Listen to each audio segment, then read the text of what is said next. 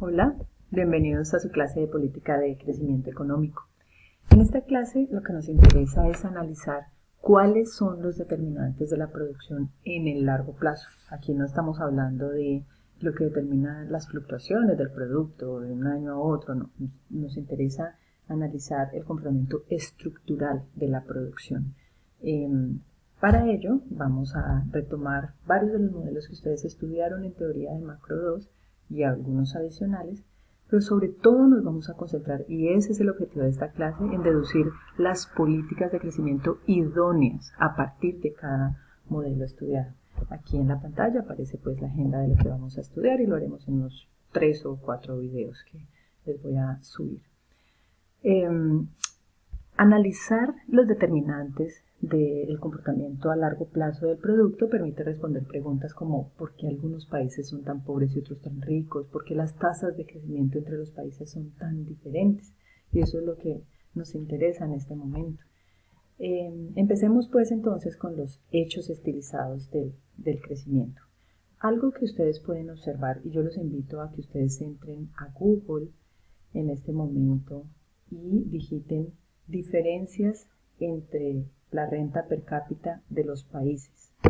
Lo que ustedes van a observar es que mientras el país más pobre, que es la República Centroafricana, tiene como renta per cápita solo $726 internacionales, el país más rico, que es Qatar, tiene $128.702 como renta, como PIB per cápita. Es decir, el país más rico es 177 veces más rico que el pobre. Es una diferencia abismal. Lo otro que uno puede observar es que por más rico o pobre que sea el país, siempre el PIB evoluciona de manera cíclica, lo que ya vimos en las pasadas clases. Y otro hecho estilizado es que otras variables económicas fundamentales presentan movimientos, ya sea procíclicos o contracíclicos, es decir, cambian con el producto en el mismo sentido o cambian en sentido contrario con el producto. Por ejemplo, el consumo y la inversión se mueven en el mismo sentido que el producto, es decir, tienen un comportamiento procíclico, mientras que el desempleo se mueve en sentido contrario a la producción, es decir, tiene un comportamiento contracíclico.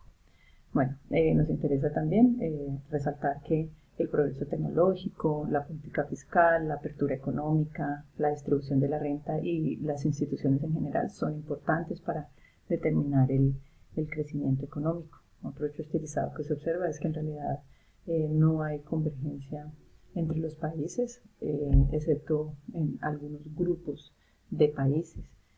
Los que son pobres siguen siendo muy pobres y los que son ricos, excepto en casos como los del milagro asiático, el milagro celta. Entonces, este es un hecho observado. También la tasa de crecimiento de la población tiene una relación negativa con el crecimiento per cápita de la renta per cápita de los países, y en general las tasas de ahorro de la inversión tienen un efecto positivo sobre el crecimiento. Otro factor tiene que ver con el efecto negativo que la pobreza y la desigualdad tienen sobre el crecimiento económico. Así que si no nos interesa por razones altruistas la pobreza y la desigualdad, al menos por razones de eficiencia deberían importarnos. Lo otro es que no necesariamente, o mejor dicho, no basta el crecimiento para reducir la pobreza, sino que esta relación entre pobreza y crecimiento es asimétrica y depende también de factores como la educación, los servicios sanitarios, las oportunidades de empleo, el grado de urbanización. Es decir, si el crecimiento se emplea para la provisión de esos servicios, entonces el efecto sobre la pobreza sí va a ser decisivo. Bueno, nos interesa también resaltar el papel de la apertura, es decir, que tener una inflación estable y en general una macroeconomía estable es positivo para el crecimiento, y que el desarrollo del sistema financiero también es relevante. Bueno, vamos entonces ahora sí a empezar con los modelos.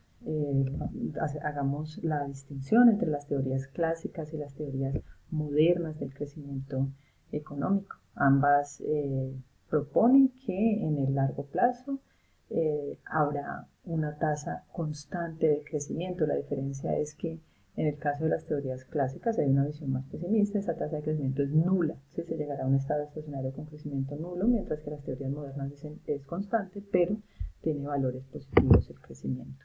Entonces empecemos con las teorías clásicas del crecimiento. Esto es como para darle contexto pues a las teorías modernas del crecimiento. Aquí tenemos a Smith y a Ricardo. Smith dice que la inversión es el motor de crecimiento y que precisamente se va a llegar al estado estacionario cuando las oportunidades de inversión se vayan agotando. Mientras que Ricardo dice también que efectivamente el capital y el progreso técnico determinan el crecimiento. En esto es igual a Smith. Pero hace una contribución importante en tanto que introduce el concepto de rendimientos decrecientes, que ustedes lo han estudiado en varios de los modelos económicos, y es precisamente esos rendimientos decrecientes los que llevarían la economía al estado estacionario, es decir, al estado de crecimiento nulo. Por su parte, Malthus, que era el obsesionado con el exceso de población en el mundo, decía que es precisamente esa evolución asimétrica entre la dinámica de la población y el crecimiento de los alimentos en el mundo lo que iba a llevar al estado estacionario a la economía. ¿Sí? Llegaremos a un nivel mero de subsistencia en la medida en que la población crece a ritmos geométricos, mientras que la producción de alimentos solo a ritmos aritméticos.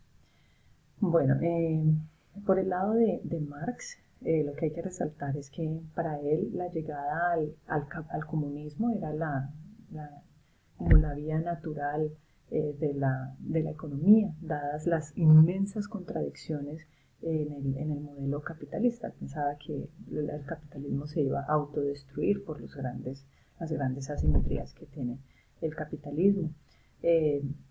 Para él son las relaciones de explotación entre trabajador y dueños de capital las que permiten el crecimiento en el capitalismo.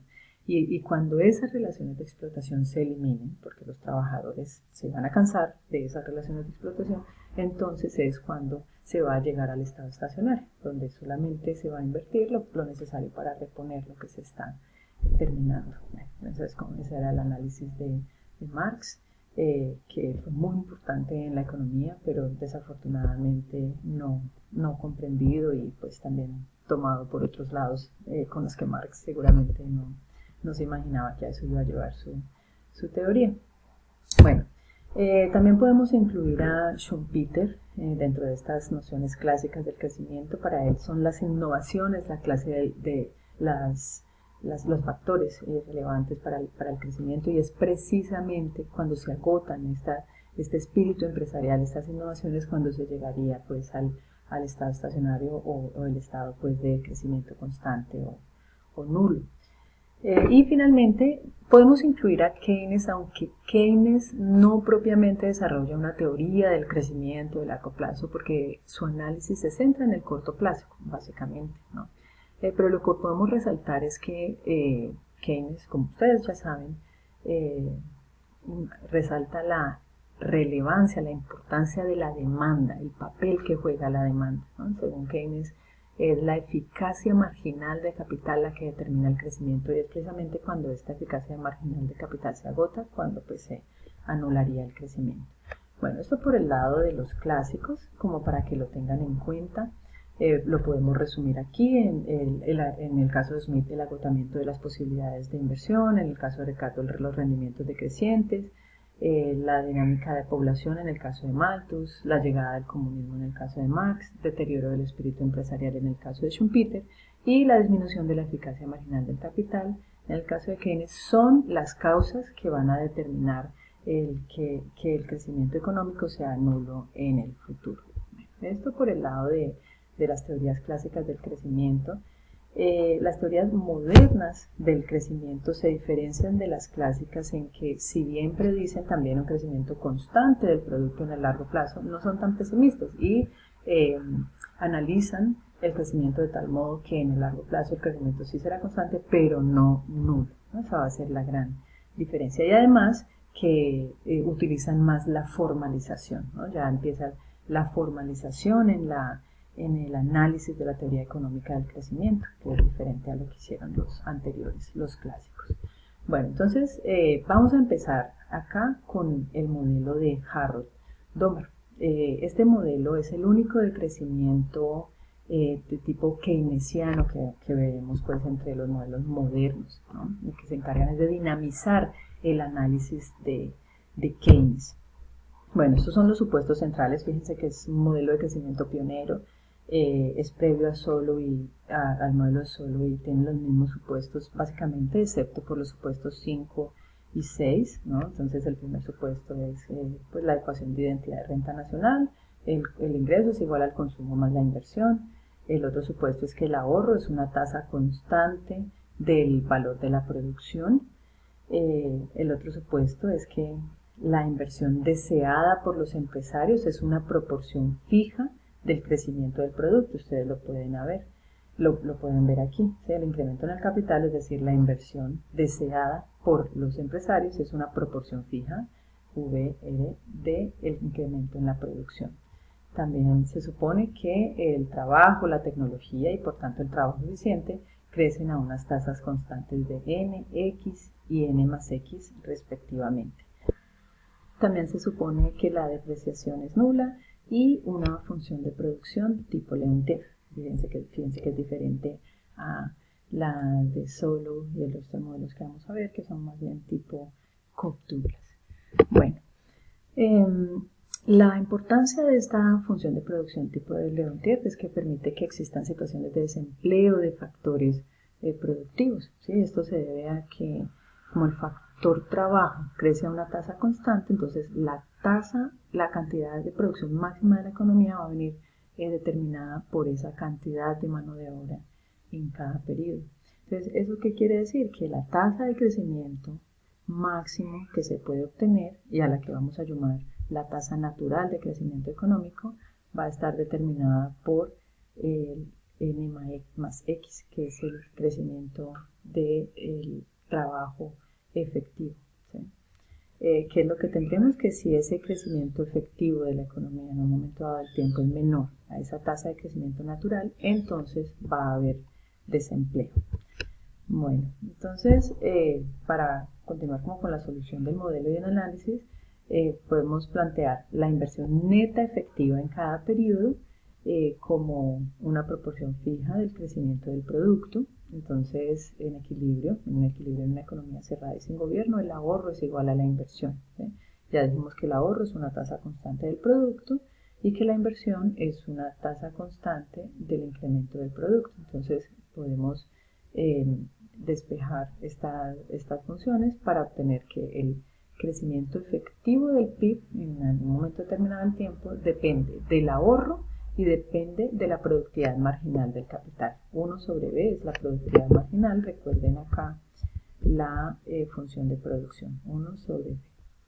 Bueno, entonces tenemos que en el equilibrio, o sea, el modelo de Harold Domer, existe una tasa de equilibrio dinámica a largo plazo. A esa tasa se le llama la tasa de crecimiento garantizada. Esta W viene por warranted, garantizada, y va a ser igual pues a S sobre BVR. Aquí tenemos pues la proporción deseada de inversión de los individuos, ¿no? Entonces, si ya la economía ha alcanzado esta tasa de crecimiento garantizada, entonces eso quiere decir que los empresarios están invirtiendo justo lo que desean, así que la inversión se va a mantener constante en el tiempo y por tanto también la tasa de crecimiento. Eso quiere decir que la condición de equilibrio dinámico va a ser cuando la tasa de crecimiento efectivo sea igual a la tasa de crecimiento garantizada.